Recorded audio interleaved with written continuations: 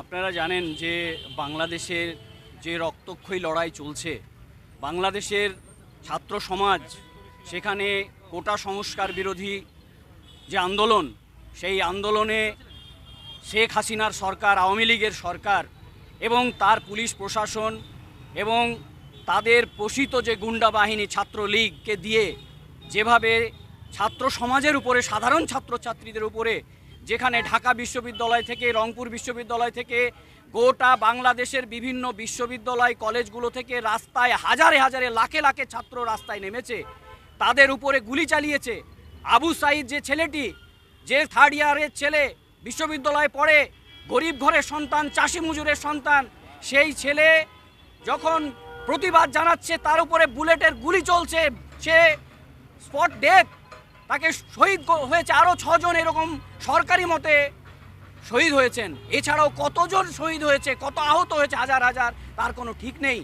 আমরা এআইডিএসও ছাত্র সংগঠনের পক্ষ থেকে আজকে এই লেডি ব্রেবন কলেজ থেকে আমরা বাংলাদেশ হাইকমিশনারের কাছে পর্যন্ত আমরা এই বিক্ষোভ মিছিল, ওই আন্দোলনের প্রতি সংহতি জানিয়ে আমরা এই মিছিল সংগঠিত করেছি আজকে।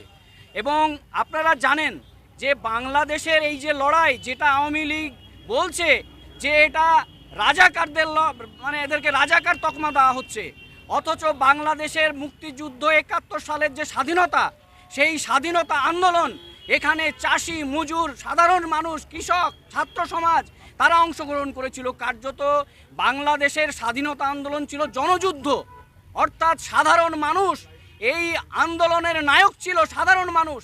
তাহলে আজকে এই যে মুক্তিযুদ্ধের চেতনা ছিল গণতন্ত্র এবং সমাজতন্ত্র, আজকে সেই মুক্তিযুদ্ধের চেতনাকে হাতিয়ার করে হাসিনা সরকার যেভাবে সাধারণ মানুষের, মুক্তিকামী মানুষের এবং বাংলাদেশের মুক্তিকামী মানুষের যে উপরে যে বিশ্বাসঘাতকতা করলো, বেঈমানি করলো, এবং তারই পরিণতি আমরা দেখলাম যে ফ্যাসিবাদী আক্রমণ বাংলাদেশের জনগণের উপরে, ছাত্র সমাজের উপরে আক্রমণ চালালো।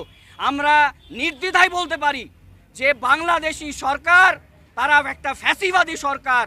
ভারতবর্ষের যে শোষিত মানুষের স্বার্থ, বাংলাদেশের শোষিত মানুষের স্বার্থ কিন্তু এক। বাংলাদেশের পুঁজিপতি শ্রেণীর স্বার্থ, ভারতবর্ষের পুঁজিপতি শ্রেণীর স্বার্থ হচ্ছে এক। ফলে দুই শ্রেণীর স্বার্থ, দুই দেশের মানুষের স্বার্থ এক। তাই ভারতবর্ষে দেখুন, ভারতবর্ষে যখন মানুষ ওই সরকারের কাছে, কেন্দ্র সরকারের কাছে যখন দাবি জানাচ্ছে বিভিন্ন বিষয় নিয়ে, তখন বলছে এরা দেশদ্রোহী, এরা পাকিস্তানের দালাল, ইত্যাদি ইত্যাদি নানান তকমা লাগাচ্ছে। আর বাংলাদেশে আমরা কি দেখছি, সেই বাংলাদেশে যখন স্বাধীনতা আন্দোলন হয়েছিল, সেই মুক্তিযুদ্ধ আন্দোলন, আইয়ুব ইয়াহিয়া খানের বিরুদ্ধে, সেখানে রাজাকাররা যে ভূমিকা